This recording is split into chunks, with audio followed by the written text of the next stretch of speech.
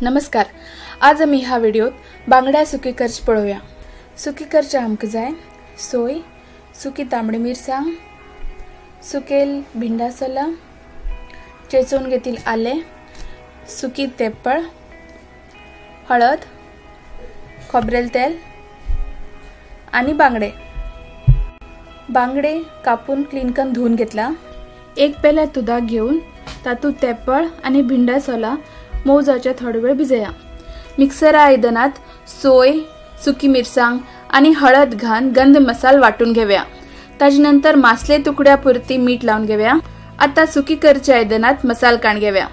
तातूंत मीठ, तेप्पळ, आले आणि सोल घालून अनेक पटे हातान बरेकन उदक घालून मिक्स करया। नंतर एक एक तुकडे समाकन मसाल्यात दवरतीर वच्या। एक पटी शिजोवचे दवल नंतर हे परत दाय घालून मिक्स करचे ना। चारी वटेन मासलेक मसाला समा लावून घेया आणि जाय जाल्यार वेल्यान थोडे उदक घाला।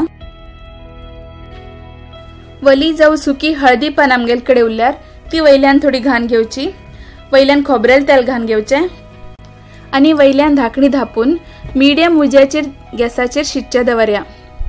प्लेटाचेर थोडे उदक घालून घेवया। आम्ही हे बांगडे सुके रान्नी उज्याचेर करच्या दवरला। गॅसार करचे जेवण रान्नीचेर केल्यार ताची रुचीत खूप फरक येता।